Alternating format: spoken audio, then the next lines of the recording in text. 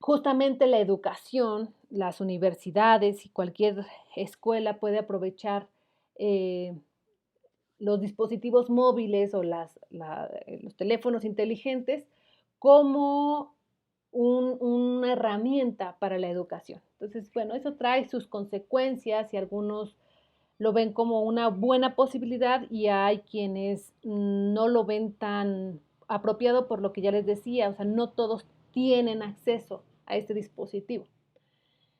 Em, de cualquier forma, observamos que las fórmulas tradicionales de educación a distancia, es decir, aquellas en las que el profesor imparte una clase como en la presencialidad, pero que es retransmitida en directo o que es como ponerle una cámara al profesor enfrente de su pizarrón,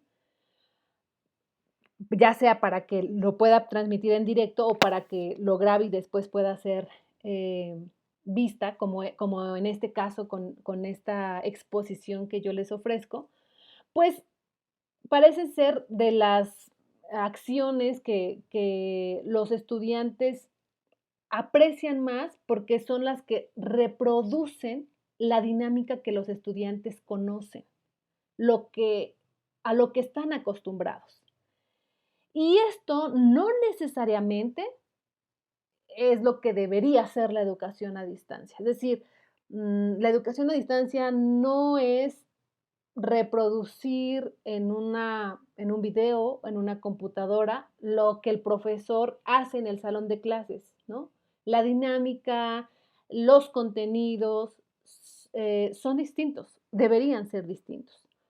Entonces, las iniciativas que intentan cambiar, esta visión tradicional, y las reglas de funcionamiento, pues, para provocar que tanto profesores como estudiantes salgan de su zona de confort, ¿no?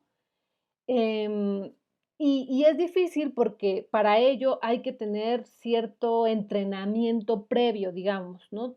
Hay que sustentar por qué es necesario cambiar estas dinámicas tradicionales cuando estamos hablando de educación a distancia. Entonces, sí hay diferencias sustanciales entre la educación o el proceso de enseñanza-aprendizaje presencial y el que tenemos a distancia.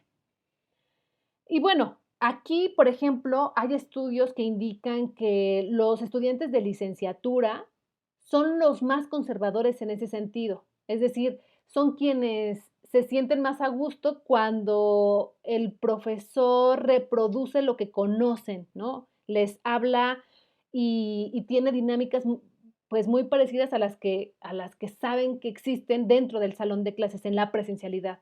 Los estudiantes de posgrado tienen un poco más de, apertura en ese sentido, porque están un poco más abiertos a la posibilidad de tener o de hacer uso de metodologías más participativas, ¿no? Que exigen un mayor grado de interacción entre ellos mismos y entre el profesorado. En ese sentido, la condición de estudiante sí es importante. En general, bueno, no parece que el cambio de modalidad, es decir, de lo presencial a lo digital o a distancia, haya sido recibido muy positivamente. Y insisto, es en general. Hay quienes pues, les viene bien.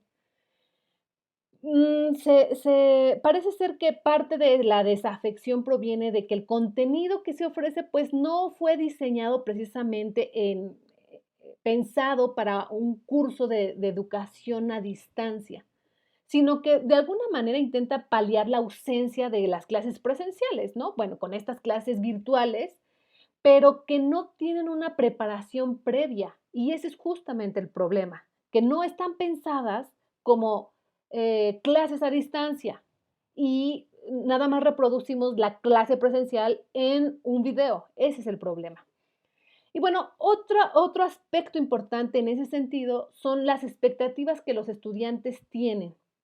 Entonces, no son iguales, son distintas las expectativas que los estudiantes tienen si se van a inscribir en un curso presencial que a uno a distancia. Ustedes mismos, ustedes mismas lo saben, por eso eligieron eh, la modalidad a distancia, la modalidad semipresencial, la modalidad, digamos, ordinaria, que es de ir a clase todos los días en cierto horario, con ciertas materias, en fin, ustedes conocen más o menos las características y dadas sus necesidades, sus preferencias, su contexto específico, eligen cuál adherirse, ¿no? En cuál estar, en cuál participar.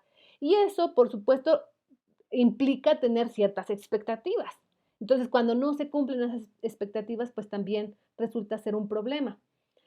La educación a distancia requiere de mayor disciplina y un fuerte compromiso por parte del estudiante, es lo que les decía hace un momento. Lo que pasa es que si no tenemos disciplina, si no hay un compromiso de que yo me voy a hacer cargo de las lecturas que me dejen, de los trabajos que me dejen, de las actividades, de organizar mi propio tiempo, porque como no tengo la obligación de estar en un salón de clases de tal a tal hora y de estar en la universidad en un horario específico, pues entonces ahí puede pasar que si no soy lo suficientemente disciplinada, me disperse y no cumpla con los objetivos, pues, que son necesarios para acreditar las diferentes asignaturas y, pues, un programa educativo, ¿no? Entonces, bueno, es parte de los estudios que se han, venido haciendo, no solamente a partir de la pandemia, sino que ya había estudios antes de la pandemia con respecto a cuáles son las características, las motivaciones incluso de los estudiantes y profesores para elegir una u otra modalidad, la modalidad presencial, semipresencial o a distancia, ¿no? Sin duda, y en eso sí quiero ser muy enfática, la experiencia presencial es muy importante para los estudiantes en condiciones vulnerables. Y esto es importante porque, como no han tenido tantas oportunidades de interacción en ámbitos que les permitan desarrollarse, la universidad, la institución universitaria, la escuela, justamente les dan la oportunidad de fortalecer sus habilidades sociales, que esto es fundamental también para el desarrollo de sus habilidades profesionales. Entonces, bueno, esto es muy, muy importante que lo tengamos en consideración, ¿no? Em, no solamente se trata de las necesidades en términos